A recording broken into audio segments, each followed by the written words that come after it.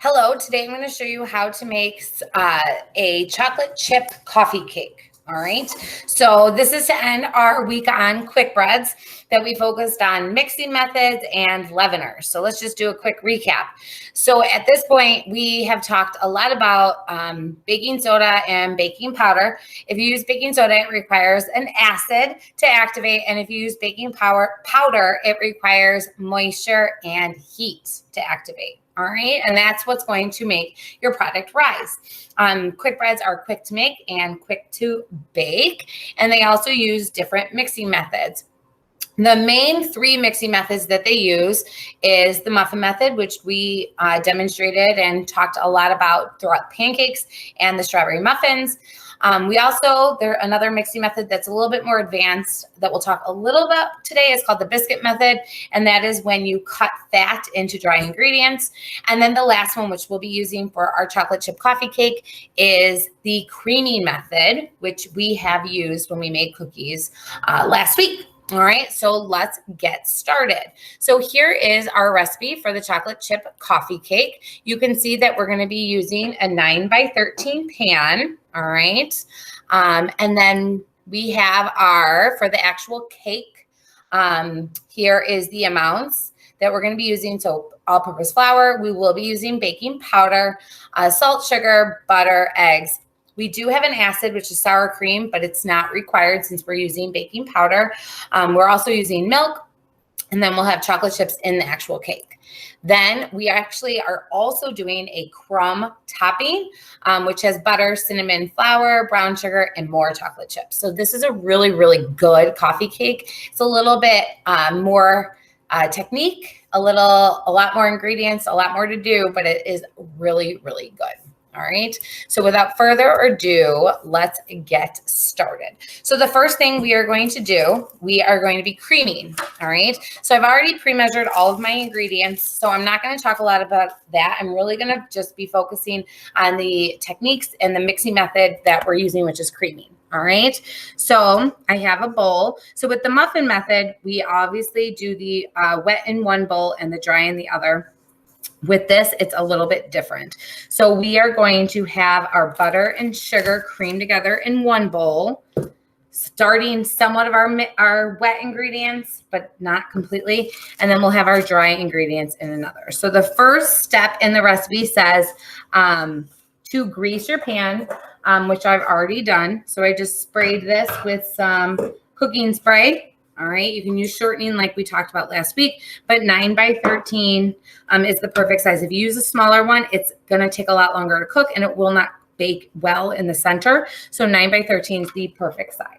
All right, so I'm just going to set that off to the side. All right, the next thing I'm going to do is in my bowl, I am going to combine 2 cups of all-purpose flour, which I've already pre-measured. All right. So I'm just going to put that right into my bowl like so. So I am combining my dry ingredients right now, but it is incorporated differently than the muffin method. It's not the wet to dry in 2 bowls. It's kind of almost like 3 bowls. The next 2 ingredients I'm adding is my leavener, which is baking powder, 2 teaspoons, and then 1 teaspoon of salt. So just as a reminder, to activate our baking powder, we just need liquid. So we have sour cream and milk is our liquid ingredient here. Sour cream is an acid. Baking powder doesn't need an acid, but an acid is present in this recipe just for texture and flavor. So I'm just combining that together, just like so. And I'm going to set this off to the side. All right. The next thing I'm going to do is I'm kind of doing my wet mixture, but we're going to start with creaming first. So in here, I am adding 1 stick of room temperature butter. And the reason why you want it room temperature is just so it's easier to mix and cream. And then we're going to add 1 cup of granulated sugar. All right, which I've already pre-measured. All right, so we did creaming last week when we made our chocolate chip cookies and our snickerdoodle bars. So you're going to take a rubber scraper. In the recipe, it says that you do this in a stand mixer. You do not have to. I'm going to do it by hand just so you can see how easy it is. As long as that butter is room temperature, it's going to be really easy to cream this together. So just as a reminder, creaming is melting the sugar, combining the sugar into the fat and making it light and fluffy and yellow pale colored. All right. So we actually are almost done. All right. And you can see how fast it is when you do it by hand, if you know what you're doing, obviously. And it's summer, so obviously the temperature of your house is a little bit warmer. And my ingredients were room temperature, like I had mentioned, so it makes it faster also. So now we are creamed. We are good to go. It's light and fluffy, and I am ready for my next ingredient. All right. So my next ingredient is my egg. All right. So I am going to put my little bowl. All right. So I have my egg. All right. So here's my first egg. We're going to be adding 2 eggs. All right. And I'm just going to pre-beat this like so. So this is my first egg. All right. Now in my recipe, it says that I'm going to add to my creamed butter and sugar. I'm going to add the eggs 1 at a time. So here's 1. All right. I'm just going to mix this together until it's combined. So obviously if we were using a stand mixer or hand mixer, it would go a little bit faster, but this really isn't bad. So you don't have to have one. Sometimes they take up a lot of space anyways. All right. So this is well mixed. So we're good there. I'm going to add my next egg. All right. So as you can see, if all of your ingredients are prepped and ready to go, you can pretty much fly through these recipes. All right. So I mix that. I'm going to add that right to my bowl. All right. And I'm going to combine this together. All right. So we'll be right back to show you the next ingredient.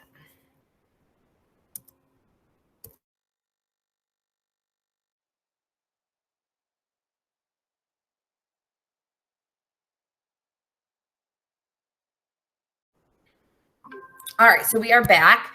So in here, I finished mixing my second egg. So we have our creamed butter and sugar.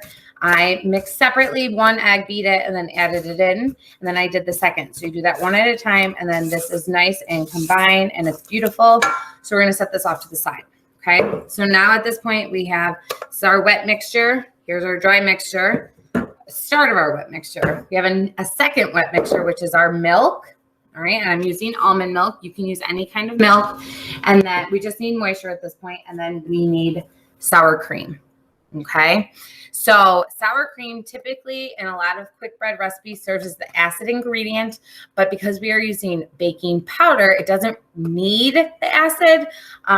So it's just serving as moisture at this point. All right, so you need a 1/2 cup of milk, which I've already measured. All right, so I'm going to combine that in a small bowl here.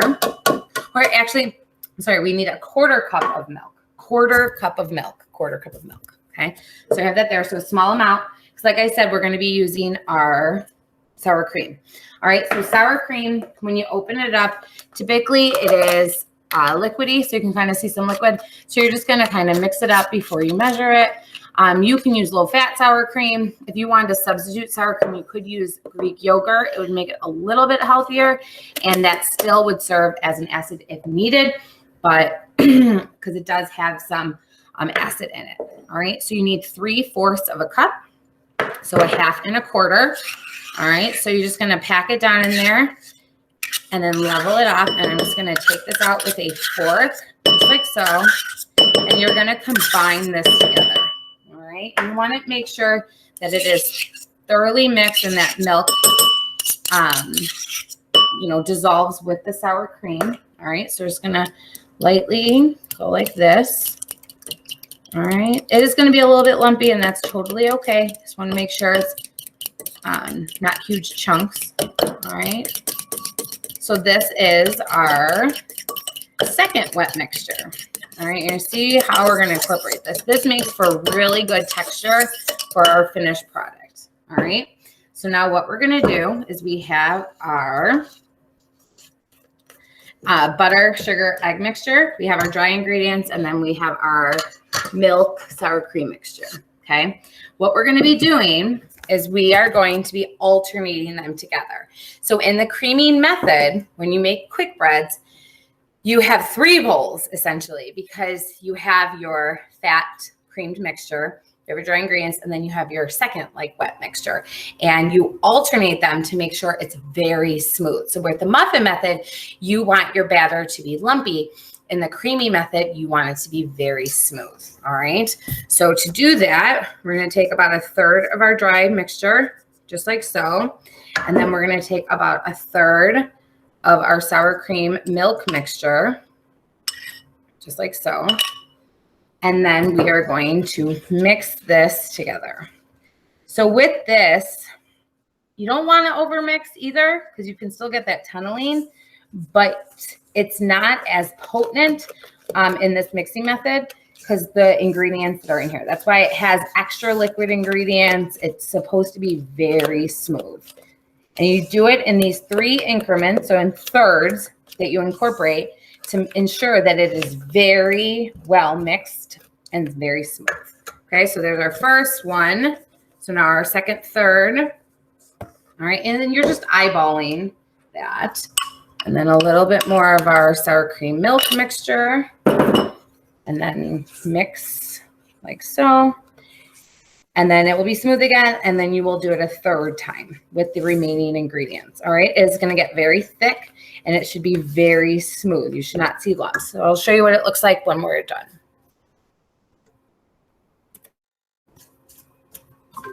All right, so I have incorporated all of our sour cream milk mixture and our flour mixture, so our batter is nice and smooth and thick. The last thing we are going to add in is 1 cup of chocolate chips, and we are just going to lightly fold those in just to distribute them throughout our batter, just like so. And then we're going to place this in our pan, and then we're going to make a topping. So the topping, this is already really good, but the topping, oh my goodness, it's going to make it so amazing.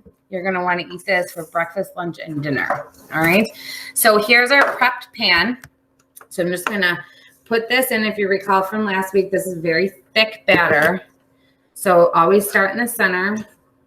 You can see it makes a decent amount. That's why you don't want to use a smaller pan than the 9x13, or else it's just going to take a very long time to bake and it just will not cook properly in the center. So it's always, like I said last week, it's really important to focus on that pan size and making sure that you use the right pan. All right.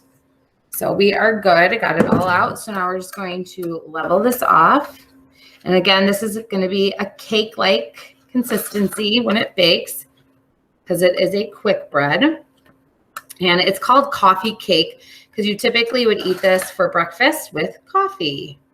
Coffee will complement this very well. Just tastes really good together. All right, so this is good to go. All right, the next thing we're going to do is we're going to make our topping. So this is not it. We're still putting a topping on here, okay? So for our topping, that is the ingredients on the right hand of, or the bottom part of your recipe. All right, so you are going to be using 3 tablespoons of butter. You're going to be using some cinnamon. And then you're going to be using 1/2 cup of flour, 1/2 cup of brown sugar, and 1/2 cup of chocolate chips. All right. So in here, I am going to start off with adding my 3 tablespoons of butter. All right. So I have that there. Then I'm going to add, and you're just literally combining all of these ingredients in one bowl. Okay. And what you're going to do is you're going to take that solid fat and you're going to be cutting it in.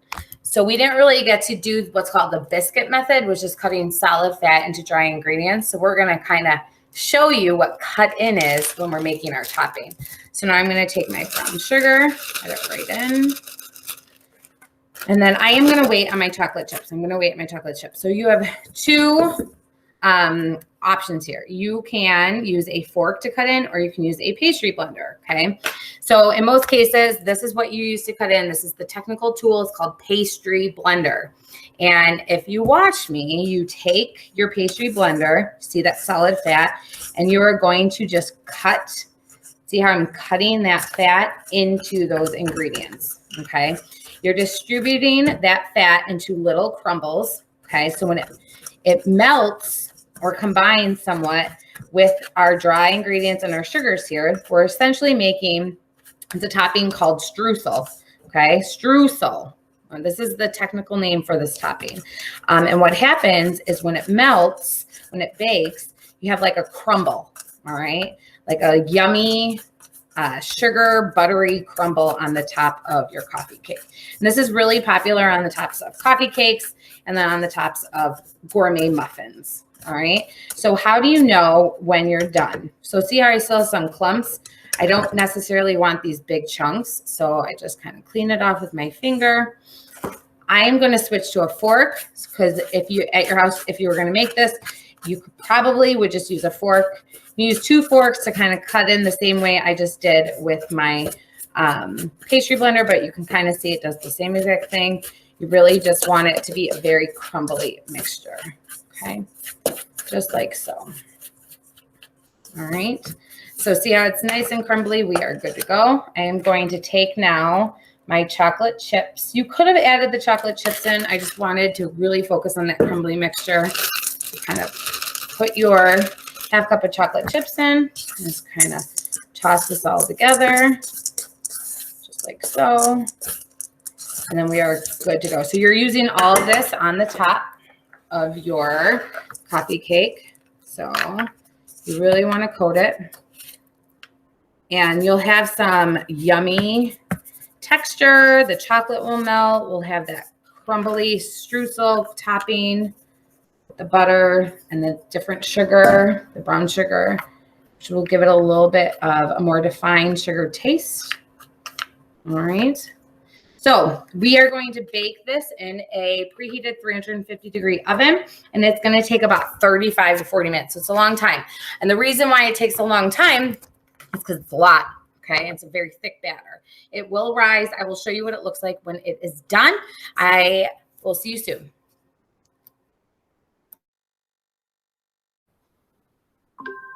All right, so we are back and the chocolate chip coffee cake is done. So you can see it turned light golden brown. It has the sugary streusel topping on the top with the extra chocolate chips. So what I did was when it came out, it did end up taking about 40 minutes in my oven. So the recipe says about 35 to 40 minutes. It might take longer in your oven. If it's still kind of jiggly, you really want to let it keep cooking. And you want to make sure that you take a butter knife or a knife of some sort, you insert it inside, and then it should come clean. Okay. Now, don't be mistaken. The chocolate chips are obviously going to melt. So if it has some chocolate chip, melted chocolate chip on it, that is totally fine. When it comes out of the oven, let it cool for at least 30 minutes or longer. All right. So I've let mine cool for 30 minutes. It's still somewhat warm, which is fine. It's set. I did cut it into 20 slices, 20 pieces, and then I'm just going to take it out like so with a turner. So that taking out the first piece is always going to be the most difficult. All right, but I want you to see the inside so you get an idea of what it looks like. Okay, so there are variations on different types of coffee cakes. This is a quick bread coffee cake, almost like a loaf cake. It's just in a longer pan. There are other coffee cakes that are made with yeast, which we'll talk about yeast next week, but this is a cake-like coffee cake. So I hope if this was something that interests you, you'll make it. Enjoy. Thank you so much.